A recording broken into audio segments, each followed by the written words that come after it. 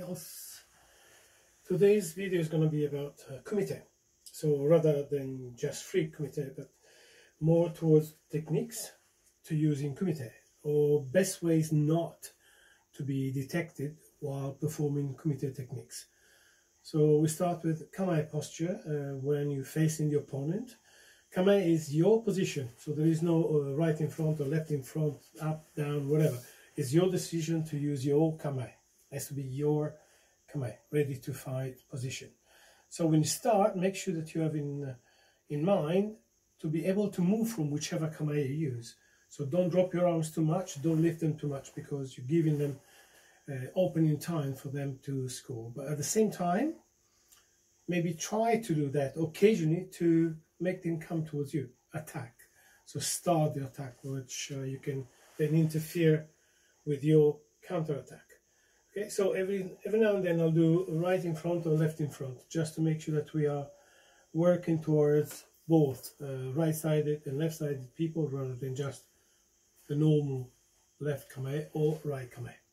Okay, so when you start in your Kamae position, you don't have to have tight fists all the time. You can be relaxed, but make sure that when you make the move, your fist start to move, not your hand. So if your hand move, maybe you collide and you break your fingers.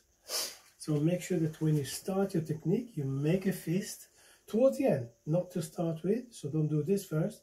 This is almost like the breaks, where you do this and you tense your muscles, so you slow yourself down. If you keep it this way, and then you can make the technique towards your opponent. So I'll start with my left Kamae, and then we'll change. So you start to move your feet.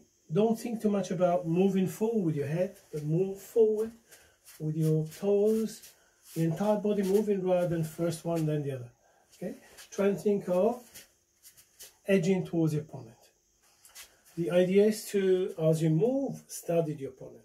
So you start to edge, and then when you think there is an opening, then you can just push with your front knee, using the back leg to give you power from the floor.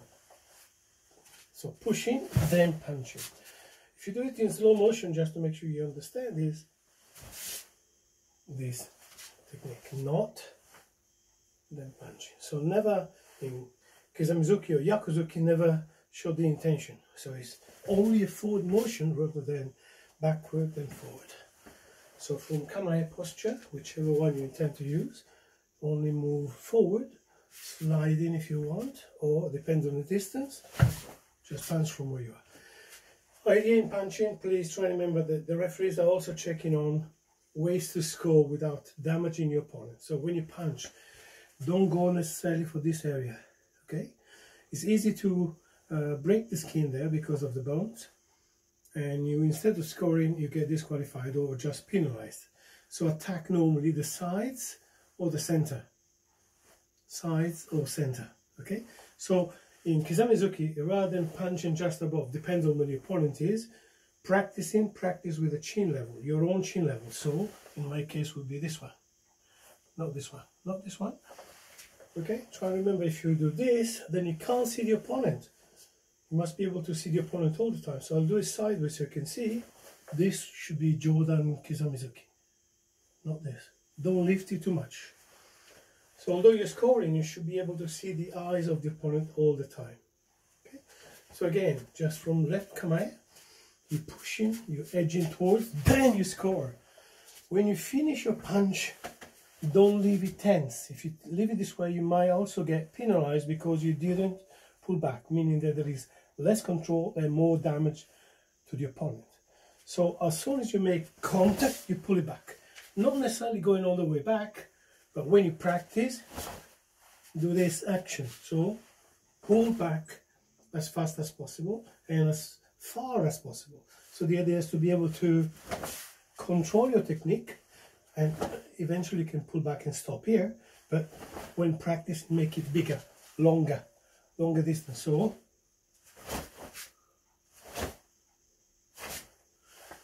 sideways. In real Kumite, of course, with the opponent, don't need to move your opposite hand. Your front one travels, your back one stay, because this is your defense mechanism. Okay, as you punch with one, you might have to use the other to block, or block and punch same time. So don't actually pull back like you're doing basics so much. In practicing your techniques, pull back all the time. In reality, leave it there. So when you're attacking, make sure that you're moving towards. If you don't move it back when you have an opponent, you can use it straight away from the last position here, rather than having to go back to go forward. As you pull one, punch the other. Never do first, second, open target. Okay, so as you pull, you punch with the other one. You punch with one, punch with the other. Punch with one, punch with the other. Practicing, of course, when you're no opponent, pull back all the way and pull back all the way. So practicing, you need to make the muscles work and the speed work, the hips work, your feet work. So make it more difficult rather than easier when you're actually fighting somebody. So this one, when you fight, from there, no fight, pull back, all the way back. So Ikite would be here rather than here, all the way back. So Kizamizuki, Yakuzuki, practice keeping your chin forward and looking at your opponent all the time. No reaction too much, no reaction too much. So just forward from where you are. So there is no 1, 2, only one action. So Kizamizuki, Yakuzuki would be a continuation rather than gap in between, then one more. So it's A, B. Make sure you punch towards the chin level, maybe towards chest or stomach. Okay, not below, of course. So jaw down, chew down. When you punch, practice back, yeah, back, and also kime on the punches. You just practice. So the idea is to feel the kime rather than just empty air. Kime. Eventually, pull back. Okay. Pull back. Okay.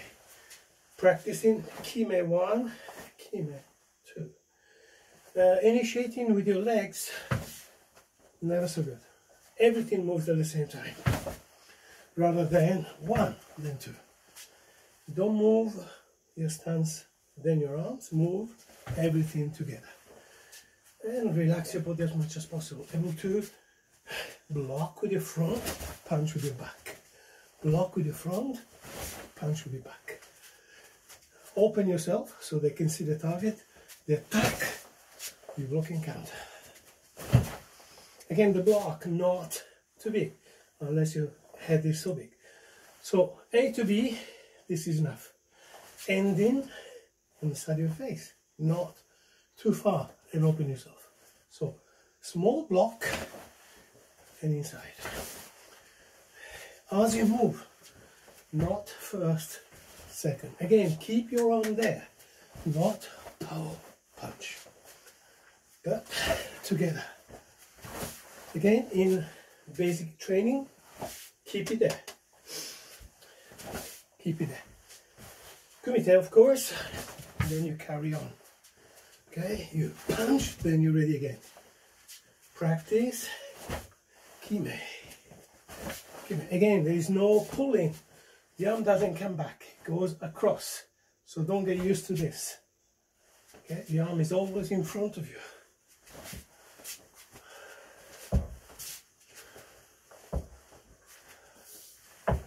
Again, you start from where you are. Don't go back as you block.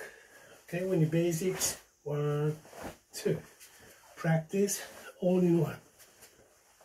Squeezing, squeezing, squeezing, squeezing. And across rather than back. Okay, same with Ozayuke. There is no pulling, it's pushing. And as you push one, you punch with the other. Again, kime, not pull back. Only then pull back, not. Okay, so as you block, you punch. You can do jodan and you can do chudan. So you can go under or over, under, over. Main thing is that you are doing it together with the pressing block, not ozae yakuzuki. Eventually, you can do it with the same arm, block, counter. Your front hand pushes down and forward. So, ozae uraken. You're facing your opponent, you see the action towards your stomach or face. It doesn't change anything. As you push down, contract, then expand. Contract, expand. In, out. In, out. So again, feeling the opponent's rhythm. Make sure that you are keeping a non-specified stance. So not kokutsudachi or zenkutsudachi or kibadachi or fudodachi. Something in between. You already done the workout with your legs, meaning that your stances become stronger with practice. Practice on their own. So stances only practice, arms only practice, legs only practice, then you put it together. So once your techniques and stances are strong, then you don't have to go very low or very high, something in between. You're moving. And blocking, remember, is a downward action, not backward towards you, downward and forward. So even if you're going backward to go forward, your pushing down is always forward, not backward. Your pushing is down, then reaction forward. Practice ozae, the block and the strike. Imagine maybe a maigeri coming. The right maigeri is coming, use your right hand to push to the side, and then uraken to the face.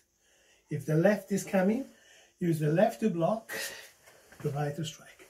Changing stance, because if you don't, then it'll be too close to your opponent. So the idea is to move back, then adjust according to the distance necessary to score. Don't overdo it. So as you pull back, you push down. As you push down, you go forward. So the end of the push is the push for the leg and arm. One arm pushes down, the other one pushes forward. So ozae uraken.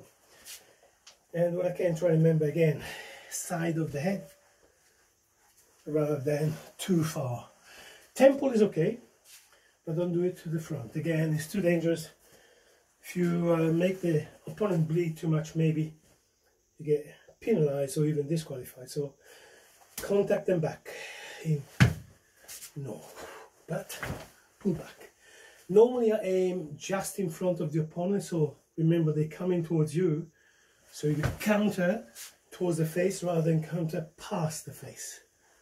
Practice, you can practice against maybe a tree or even when you flat the wall without actually hitting the wall. So get close to the wall with your uraken without too much contact. Unless you practice a lot with your makiwara, you'll damage your knuckles. Okay, practice just barely touching the wall rather than damaging your hands or the wall. So again, working towards timing and distance. Timing and distance. So we can do as we did before with the ozae and oizuki. If you're going backward, then you're going forward. Or you can do it with the same hand, your front hand, down with the pressing block, and forward with the striking uraken. Down with the pressing block, and then forward. So you can go forward and backward and forward according to the rhythm of the opponent, but make sure that you are trying to understand the timing and distance as much as possible.